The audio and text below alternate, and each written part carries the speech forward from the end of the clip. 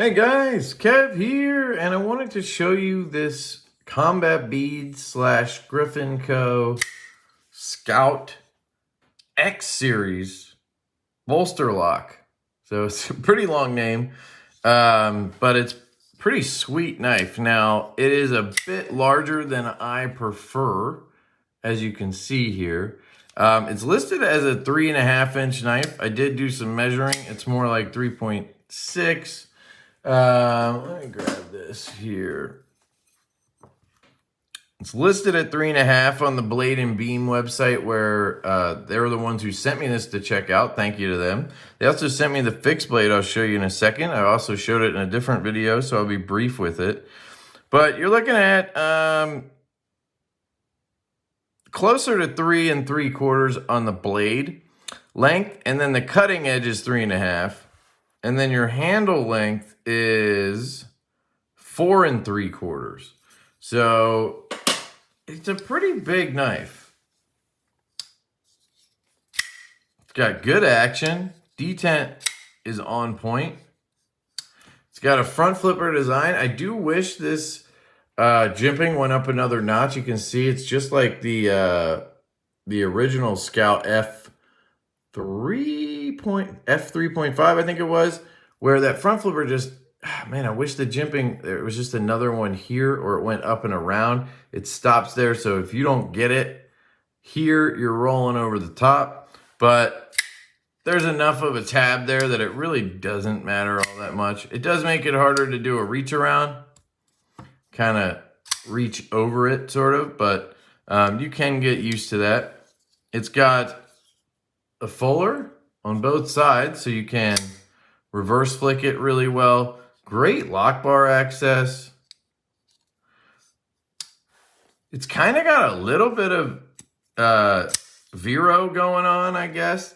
We all know that it's the Scout design, just changed in different dimensions, but here is the synapse. And it's got a little bit of synapse in it, I think. If you look at the handle, the way the swoop goes here and everything, that's about it. Excellent knife, by the way. Vero Engineering Synapse Gen 2. This is a lefty in, looks like black micarta or green micarta. Just needs a little bit of oil or something. Very cool knife. But yeah, the original Scout is shorter, and then it's a little bit like chunkier, taller, maybe, yeah, a little bit thicker too, where this one's been stretched out and slimmed down, and then it became a bolster lock, which is cool. And the whole concept behind this, as far as I can tell, is they have different scale materials that you can buy. I don't know if Blade and Beam has them. We'll check. But you can get the different scales to put in here. There's all types of G10 and micartas and Ultim and stuff like that. And then this is the marbled Carbon Furbin, which looks really good. It's nice to see a little bit of just straight marbled carbon fiber instead of, you know, the colorful stuff. You guys know I love the colorful stuff, but I know some of you don't. Really nice internally mounted pocket clip. Good retention. Milling pockets on the inside. Great weight for such a large knife. This is going to be a PVD body and a PVD blade. But I do think it's actually listed as DLC, so it might be DLC. As you all know, there's been a little bit of a update in terms of that with the OEMs, especially this is Best Tech. They were saying it was DLC, but it really wasn't. Their reasoning was everybody did it. They didn't know the difference. But I'm not going to test this because it's not my knife. I'm sending it back to Blade and Beam. So it could very well be DLC. I will say it looks like PVD. Usually DLC looks a little different to me, but I'm not going to claim to be an expert on that. The centering on this example is a little bit off to this clip side. Now, I haven't tried to adjust it or anything like that because, again, not my knife. It's rock solid, so potentially it just needs to be brought loosened just a touch and it'll click back into center. That's probably what's happening there. or you just need to loosen this side or something. Left-handed, it works really well. Now, it's possible he did lefties for this, because he did do lefties on the Scouts. The F3 and the F25, the F35, he did lefties. There might be a 3 now too, I don't know. So it's possible, but it does work left-handed pretty dang well. Just got to make sure you get below that frame lock line, and then you can fire that puppy out. Really nice, deep, hollow ground blade. Really thin, look at that. That is a thin beast right there. Large blade. Give a little bit of handle there, but not a ton. Good looking knife. My buddy Mike, a local buddy, came to help me with QC on another knife that we're dropping soon.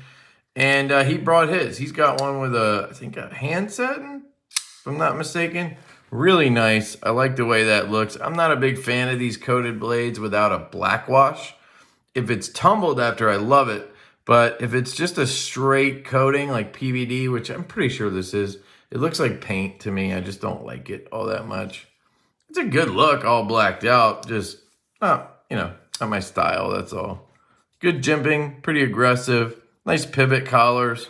I mean, this is a well-done knife, well executed. You got the little pig nose lanyard thing going on down here. That's nice too. Great detent. I mean, it's great for front flips and reverse flicks, thumb flicks. Yeah, it's got it going on there. Really nice piece. Just a little bit big. If they do a smaller version, I think I might be interested, honestly. I liked the Scout, but it was just a little thick for me. I just didn't fall in love with the design as much as I really liked it, and it was built really well. 3-inch version of this would hit the spot for me, and he usually does bigger and smaller versions of everything, so could get lucky. These are $335, which I think is fair. That's in my Carta there with a stonewash. The version I have here all blacked out is $365. I think that's due to the carbon fiber. That adds about $30 to these as far as I can tell. It's interesting looking at these pictures. It's got, it looks a lot like I'm looking at Null Knives Voodoo too with the handle. I know it's not really close at all, but it's just how my brain's computing right now. Now, here is the fixed blade. I'll briefly go over that. The one I have here is this one. It does say DLC. Again, I think it's PVD, but I'm not going to sit here and sit on that hill. Or die on that hill. These are $260, which seems like a lot for a fixed blade, but again, maybe it is DLC, and that's why the ones without carbon fiber are $230. It's a little better. Both of these are in Magna Cut. It's Best Tech, so I don't know what their heat treat is at this point. I've heard it's pretty good. Here's the sheath. You got a little ball chain. It's supposed to be a heavy duty or high quality one. Really thin fixed blade here, 3¼ inch blade, I believe. And really good ergonomics, super comfortable.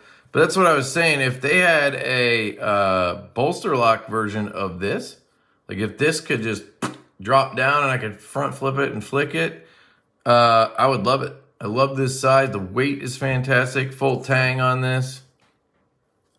Again, there's that coating. Not sure. It looks like PVD, but not an expert. Somebody tell me who has one and has scratch tested it. Just take a bit driver and if it scratches up, well, it's PVD. If it just wipes off, it's DLC. Really nice. Look at that hollow grind on here too. Crazy thin. Really nicely done. It's got the fuller, which looks cool. Even though, it's not usable or anything. Super ergonomic too. Very cool knives from Combat Beads, Combat Beads and Griffin Co. Jeez, blanking, sorry. And these were sent in by Blade and Beam. As you guys know, I'm a big fan of Blade and Beam. They have custom flashlights, production flashlights, and production and custom pocket knives as well. Really good people over there. And I appreciate them letting me check stuff out. And I'm going to get these back to them. And you can check out their website. I'll link it down below. It does help the channel if you use my link. But if you have not checked them out, go travel over there. Use that link and just pop around. They have really cool stuff. It's a unique site, I think.